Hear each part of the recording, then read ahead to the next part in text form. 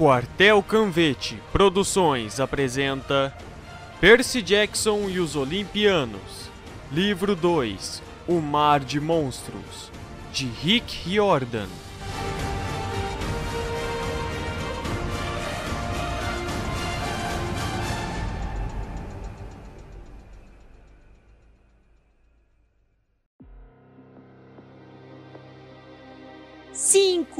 Meu novo companheiro de chalé. Alguma vez você já chegou em casa e encontrou seu quarto todo bagunçado? Como se alguma pessoa prestimosa, oi mamãe, estivesse tentando arrumá-lo e, de repente, você não conseguisse encontrar mais nada? E mesmo que nada estivesse faltando, tem aquela sensação arrepiante de que alguém andou olhando suas coisas e limpando tudo com lustramóveis que cheira a limão? Foi esse tipo de coisa que senti ao ver o acampamento meio-sangue de novo. Na superfície, nada parecia assim tão diferente. A casa grande ainda estava lá, com seu telhado azul e sua varanda em toda a volta. Os campos de morangos ainda se aqueciam ao sol. Os mesmos prédios com colunas gregas brancas se espalhavam pelo vale. O anfiteatro, a arena de combates, o pavilhão refeitório que dá para o estreito de Long Island. E, aninhados entre os bosques e o riacho, os mesmos chalés. Um sortimento maluco de 12 prédios, cada qual representando um deus olimpiano diferente. Mas agora havia uma atmosfera de perigo. Dava para perceber que alguma coisa estava errada. Em vez de jogar vôlei na quadra de areia, conselheiros e sátiros armazenavam armas no galpão de ferramentas. Dríades armadas de arcos e flechas conversavam, nervosas no limite dos bosques. A floresta parecia doente. A grama na campina tinha um tom pálido de amarelo. E as marcas no fogo da colina meio-sangue se destacavam como feias cicatrizes. Alguém tinha bagunçado meu lugar favorito em todo o mundo. E eu não era, bem, um campista feliz. Enquanto caminhávamos para a casa grande, reconheci uma porção de campistas do último verão. Ninguém parou para conversar. Ninguém disse, sejam bem-vindos de volta. Alguns olharam 2 vezes quando viram Tyson, mas a maior parte simplesmente passou de cara fechada e seguiu em frente, cumprindo seus deveres, levando mensagens, carregando espadas para afiar nas pedras de amolar. O acampamento parecia uma escola militar. E acredite, eu as conheço. Fui expulso de algumas. Nada disso importava para Tyson. Ele estava absolutamente fascinado com tudo o que via. O que é aquilo? Ele se espantava. Estábulos para Pégasos, disse eu, os cavalos alados. O que é aquilo? Aquilo são os banheiros. O que é aquilo? Os chalés dos campistas. Se não sabem quem é seu pai olimpiano, você é deixado no chalé de Hermes, aquele marrom logo ali, até que se descubra. Então, quando já sabem, juntam-no ao grupo de seu pai ou de sua mãe. Ele olhou para mim abismado. Você tem um chalé? O número 3. Apontei para a construção cinzenta e baixa feita de pedras do mar. Você mora com amigos no chalé? Não, fico sozinho. Não estava com vontade de explicar. A verdade é embaraçosa. Eu era o único naquele chalé porque supostamente não deveria estar vivo. Os 3 grandes deuses, Zeus, Poseidon e Hades, tinham feito um pacto depois da Segunda Guerra Mundial para não ter mais filhos com mortais. Nós éramos mais poderosos que os meio-sangues normais e imprevisíveis demais. Quando ficávamos zangados, tendíamos a causar problemas, como a Segunda Guerra Mundial, por exemplo. O pacto dos 3 grandes só tinha sido quebrado 2 vezes, quando Zeus gerou Thalia e quando Poseidon me gerou. Nenhum de nós devia ter nascido. Thalia acabou transformada em um pinheiro quando tinha 12 anos. E eu estava fazendo o melhor possível para não seguir o exemplo dela. Tinha pesadelo só de pensar no que Poseidon poderia me transformar se algum dia eu estivesse à beira da morte. Plâncton, quem sabe? Ou um agrupamento flutuante de algas marinhas. Quando chegamos à casa grande, encontramos Kiron em seu alojamento, ouvindo suas músicas favoritas da década de 60, enquanto arrumava seus alforjes. Acho que devo mencionar, Kiron é um centauro. Da cintura para cima parece um sujeito comum, de meia idade, com cabelo castanho encaracolado e barba desarrumada. Da cintura para baixo é um corcel branco. Consegue passar por ser humano apertando sua metade inferior em uma cadeira de rodas mágica. De fato, ele se passou por meu professor de latim na 6ª série, mas na maior parte do tempo, se os tetos forem bastante altos, ele prefere circular em sua forma plena de centauro. Assim que o vimos, Tyson ficou paralisado. Pônei! Exclamou, totalmente extasiado. Kiron se voltou, parecendo ofendido. Como disse... Annabeth e eu subimos correndo e o abraçamos. Kiron, o que está acontecendo? Não está indo embora. A voz dele estava trêmula. Kiron era como seu segundo pai. Kiron despenteou o cabelo de Annabeth e deu um sorriso bondoso. Olá, criança. E Percy, ora vejam. Você cresceu esse ano. Engoli em seco. Clarice disse que você foi... Despedido. Os olhos de Kiron brilharam com um humor soturno. Ah, bem, alguém tinha de levar a culpa. O Sr. Zeus ficou muito aborrecido. A árvore que ele criou do espírito de sua filha foi envenenada. O Sr. D precisava punir alguém. Quer dizer, se não fosse ele... Resmunguei. Só de pensar no diretor do acampamento, Sr. D, eu já fiquei irritado. Mas isso é loucura! Exclamou Annabeth. Kiron, você não poderia ter nada a ver com o envenenamento da árvore de Thalia. Apesar disso, Suspirou Kiron. alguns do Olimpo não confiam em mim agora, dadas as circunstâncias. Ah, que circunstâncias? Perguntei. O rosto de Kiron se anuviou. Ele enfiou um dicionário latim e inglês no alforje enquanto a música de Frank Sinatra soava no microsystem. Tyson ainda olhava para Kiron encantado. Choramingou como se quisesse acariciar Kiron, mas tivesse medo de chegar mais perto. Pônei? Kiron respirou fundo. Meu caro jovem ciclope, eu sou um centauro. Kiron, falei. E a árvore? O que aconteceu? Ele sacudiu a cabeça com tristeza. O veneno usado no pinheiro de Thalia é algo do mundo inferior, Percy. Alguma peçonha que eu nunca tinha visto. Deve ter vindo de um monstro da profundeza dos abismos de Tártaro. Então, sabemos quem é o responsável. Não invoque o nome do Titã, Percy. Especialmente não aqui e não agora. Mas no último verão ele tentou causar uma guerra civil no Olimpo. Isso tem de ser ideia dele. Ele convenceu Luke a fazer aquilo. Aquele traidor. Talvez. Disse Kiron. Mas, infelizmente, estou sendo responsabilizado, porque não evitei que acontecesse e não consigo curá-la. A árvore tem apenas algumas semanas de vida, a não ser... A não ser o quê? Perguntou Annabeth. Não, Disse Kiron. um pensamento tolo. O vale inteiro está sentindo o choque do veneno. As fronteiras mágicas estão se deteriorando.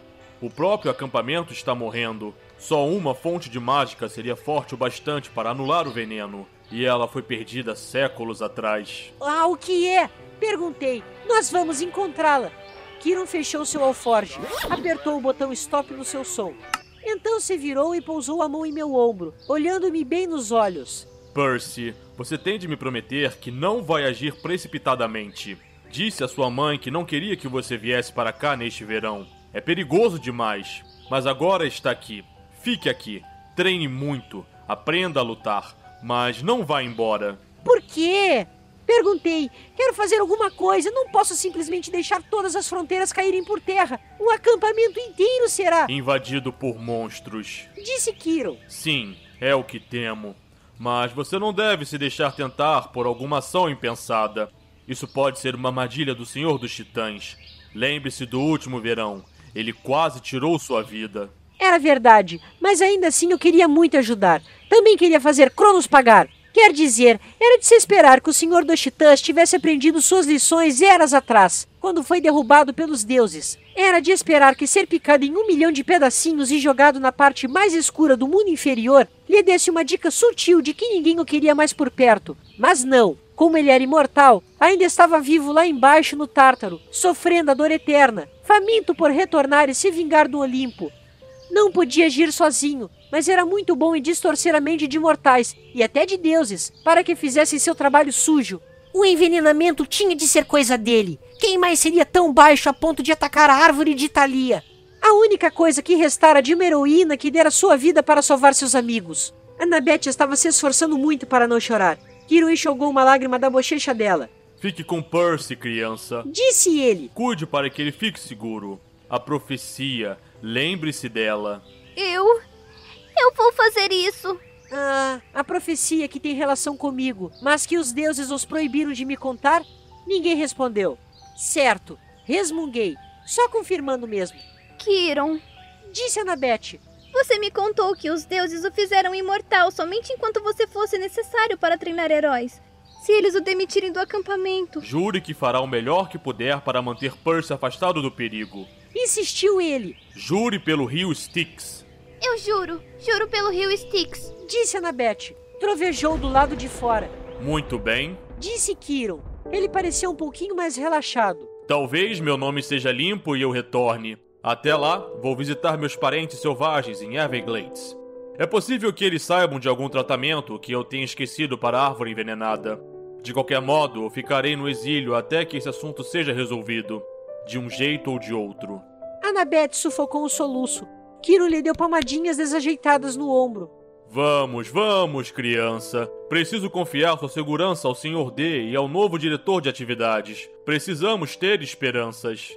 Bem, talvez eles não destruam um acampamento tão depressa quanto temo. Afinal, quem é esse tal de Tântalo? Perguntei. O que ele quer tomando seu emprego? Uma trombeta de concha soou pelo vale. Eu não tinha percebido como era tarde. Era hora de os campistas se reunirem para o jantar. Vão. Disse Quirrell. Vocês o encontrarão no pavilhão. Vou entrar em contato com sua mãe, Percy, e avisá-la de que você está em segurança. Sem dúvida, ela deve estar preocupada a essa altura. Só não se esqueça do meu aviso. Você corre grave perigo. Não pense nem por um momento que o Senhor dos Titãs o esqueceu. Com isso, ele saiu do apartamento batendo os cascos e desceu para o vestíbulo, enquanto Tyson gritava atrás dele. Pônei, não vá! Percebi que tinha esquecido de contar a Quirrell sobre meu sonho com Groover. Era tarde demais. O melhor professor que já tivera se fora, talvez para sempre. Tyson começou a chorar alto, quase tanto quanto Annabeth. Tentei lhe dizer que ia dar tudo certo, mas eu não acreditava mais nisso. O sol estava se pondo atrás do pavilhão de refeições quando os campistas vieram de seus chalés. Ficamos na sombra de uma coluna de mármore e observamos enquanto eles entravam em fila. Annabeth ainda estava bastante abalada, mas prometeu que conversaria conosco mais tarde. Foi então se juntar a seus irmãos do chalé de Atena, uma dúzia de meninos e meninas de cabelos loiros e olhos cinzentos como os dela. Annabeth não era mais velha, mas passara ali mais verões do que quase todos os outros. Era possível perceber isso só de olhar para seu colar no acampamento, uma conta para cada verão, e Annabeth tinha 6. Ninguém questionava seu direito de liderar a fila. A seguir veio Clarice, liderando o chalé de Ares. Estava com o braço na tipóia e um corte feio na bochecha. Mas a não ser por isso, o encontro com os outros touros de bronze não parecia tê-lo intimidado. Alguém prendera uma fita adesiva no pedaço de papel nas costas dela, que dizia: "Você muge, menina." Mas ninguém de seu chalé se deu ao trabalho de avisá-la. Depois das crianças de Ares veio o chalé de Hefesto. 6 caras liderados por Charles Benkendorf, um garoto grande de 15 anos, afro-americano. Tinha mãos do tamanho de luvas de beisebol e um rosto duro e estrábico de tanto olhar para dentro de uma forja de ferreiro o dia inteiro. Ele era bem simpático depois que você o conhecia, mas ninguém jamais o chamara de Charlie, Chuck ou Charles. A maioria só o chamava de Benkendorf. Dizia-se que ele era capaz de fazer qualquer coisa. Era só lhe dar um pedaço de metal e ele poderia criar uma espada afiada como uma navalha, um guerreiro robótico ou uma banheira de passarinho musical para o jardim de sua avó, o que a gente quisesse. Os outros chalés foram entrando em fila: Deméter, Apolo, Afrodite, Dionísio. As náiades emergiram do lago de canoagem.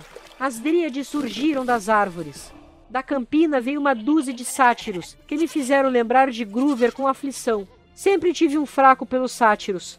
Quando estavam no acampamento, serviam como os quebra-galhos do Sr. D, o diretor, mas seu trabalho mais importante era lá fora, no mundo real. Eles eram os olheiros do acampamento, entravam disfarçados em escolas do mundo inteiro, procurando possíveis meio-sangues, e os escoltavam para o acampamento. Foi como conheci Groover. Ele foi o primeiro a reconhecer que eu era um semideus. Depois que os sátiros entraram para jantar, o pessoal do chalé de Hermes veio por último.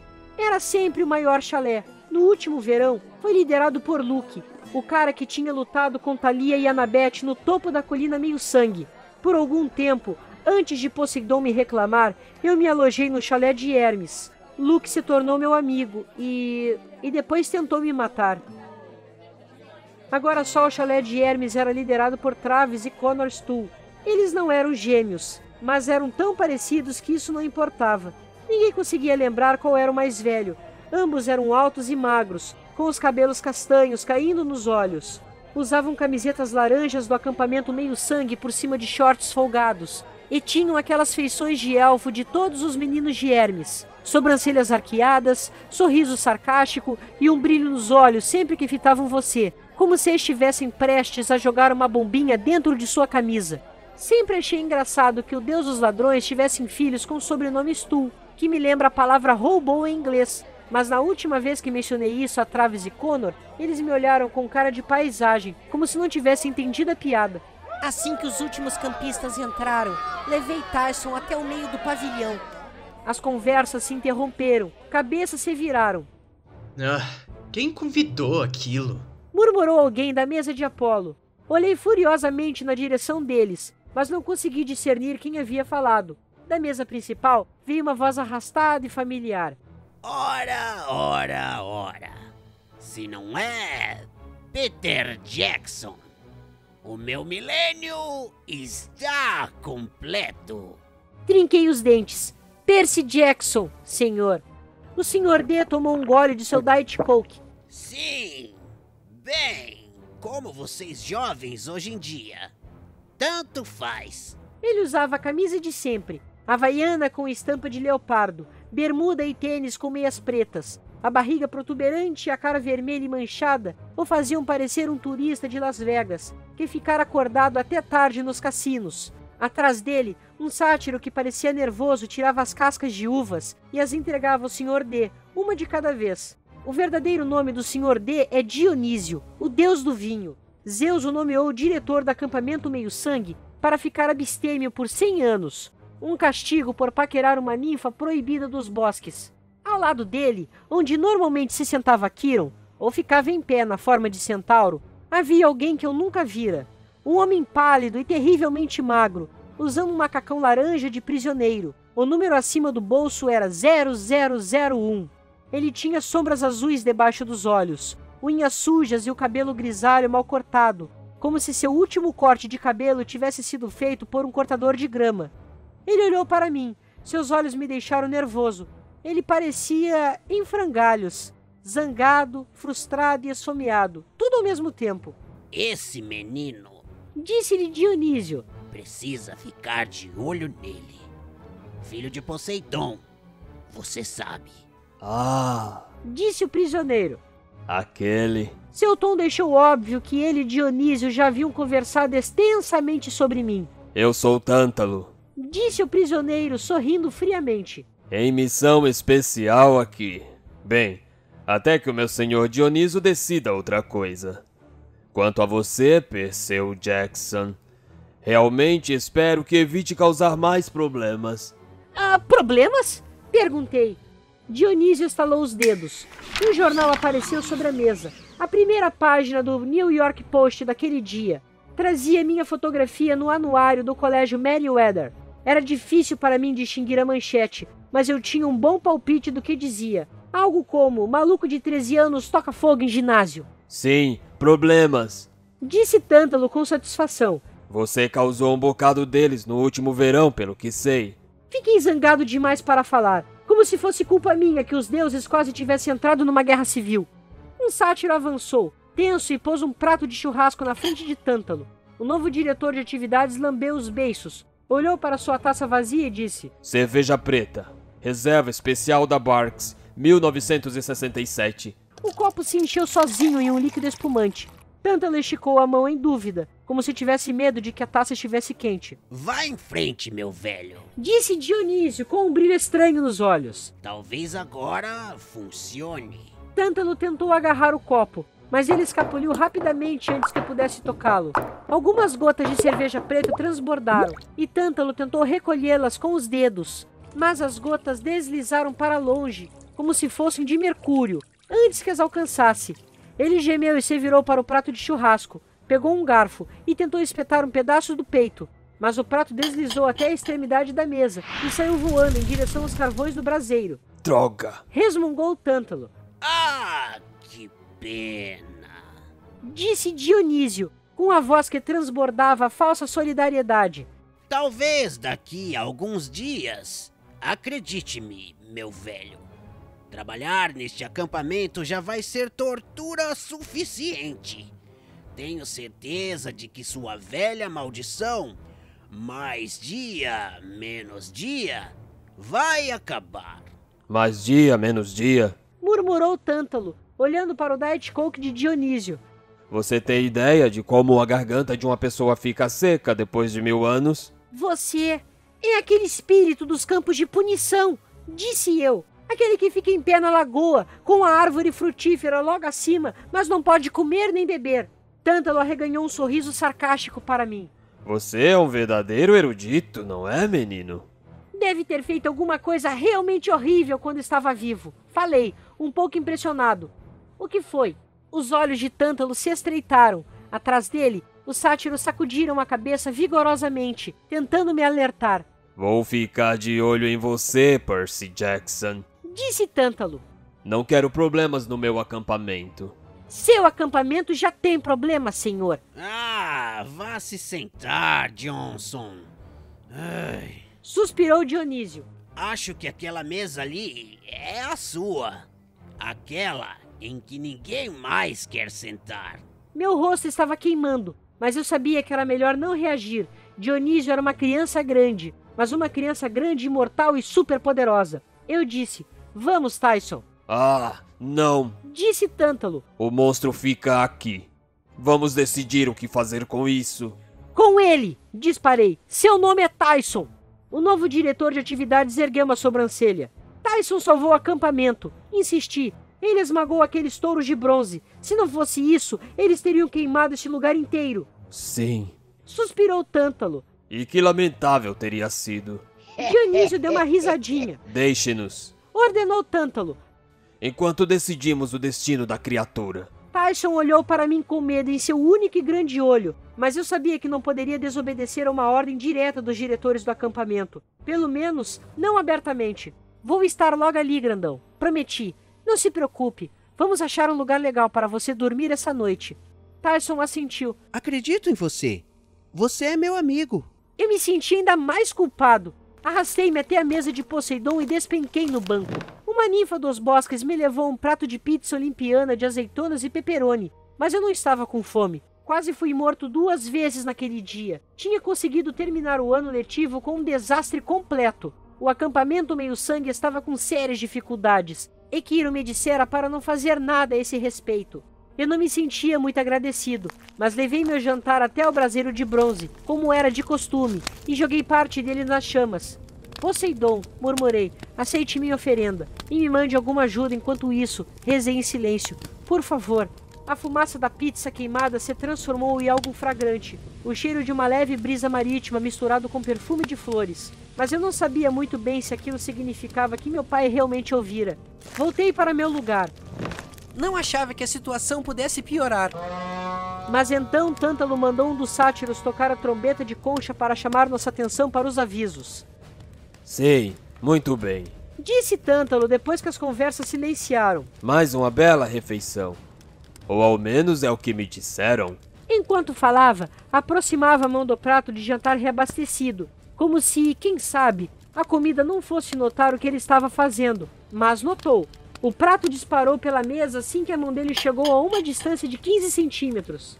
E aqui, no primeiro dia do meu mandato, continuou. Gostaria de dizer que agradável forma de punição é estar aqui. Ao longo do verão, eu espero torturar, interagir com cada um de vocês, crianças. Todos parecem prontos para comer. Dionísio bateu palmas educadamente, puxando alguns aplausos desanimados dos sátiros. Tyson ainda estava plantado junto à mesa principal, aparentemente desconfortável, mas toda vez que tentava escapar do centro das atenções, Tântalo puxava de volta. E agora algumas mudanças. Tântalo deu um sorriso torto para os campistas. Estamos reinstituindo as corridas de bigas. Murmúrios irromperam em todas as mesas. Agitação, medo, incredulidade. Agora eu sei. Continuou Tântalo, levantando a voz. Que essas corridas foram suspensas há alguns anos devido a problemas técnicos. 3 mortes e 26 mutilações. Gritou alguém da mesa de Apolo. Sim. disse Tântalo. Mas sei que todos vocês vão se juntar a mim para dar as boas-vindas ao retorno dessa tradição do acampamento. Louros de ouro serão entregues aos vencedores todos os meses. As equipes podem se registrar pela manhã. A primeira corrida acontecerá dentro de 3 dias. Vamos liberá-lo da maior parte de suas atividades costumeiras para que preparem as bigas e escolham seus cavalos. E cheguei a mencionar que a equipe do chalé vitorioso será dispensada das obrigações diárias no mês em que vencer? Uma explosão de conversas animadas. Sem trabalho na cozinha o mês inteiro? Sem limpeza de estábulos? Ele estava falando sério. Então, a última pessoa de quem eu esperava uma objeção fez isso. Mas, senhor... Disse Clarice. Ela parecia nervosa, mas ficou em pé para falar da mesa de Ares. Alguns dos campistas riram ao ver o cartaz. Você muge, menina, nas costas dela. E o serviço de patrulha? Quer dizer, se abandonarmos tudo para preparar nossas bigas? A heroína do dia! Exclamou Tântalo. A corajosa Clarice, que sozinha derrotou os touros de bronze. Clarice piscou, depois corou. Eu não. E Modesta também?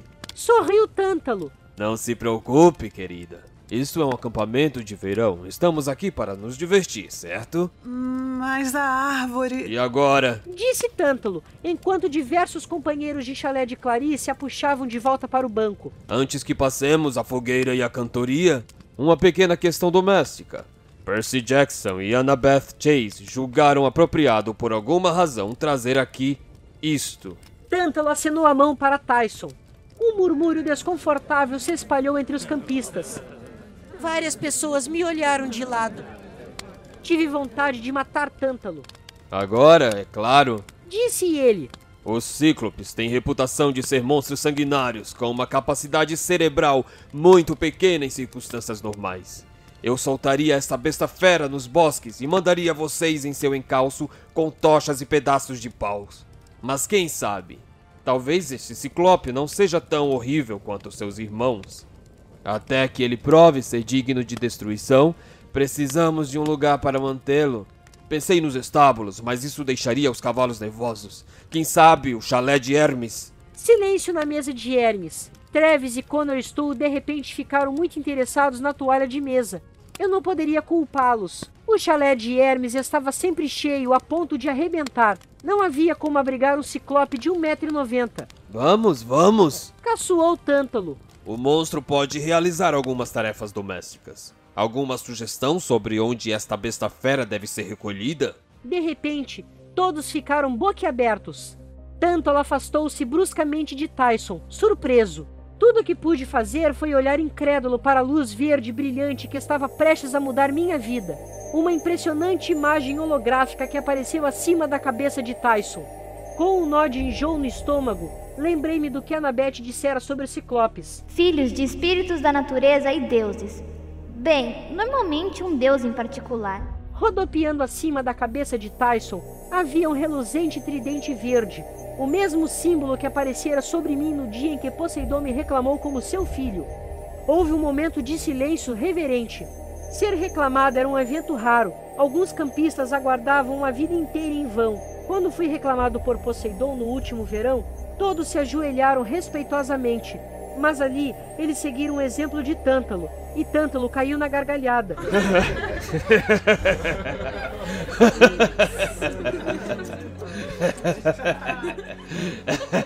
Bem, acho que agora sabemos onde pôr esta besta fera. Pelos deuses, posso ver a familiar semelhança. Todos riram, exceto Annabeth e alguns dos meus outros amigos. Tyson pareceu nem notar. Estava perplexo demais, tentando espantar o tridente reluzente que agora desaparecia pouco a pouco.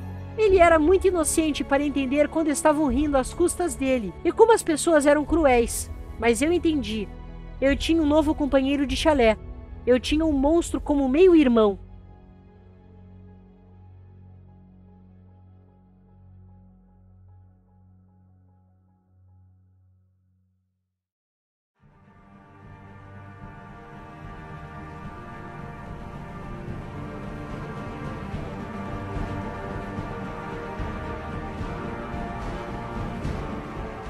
Percy Jackson e os Olimpianos.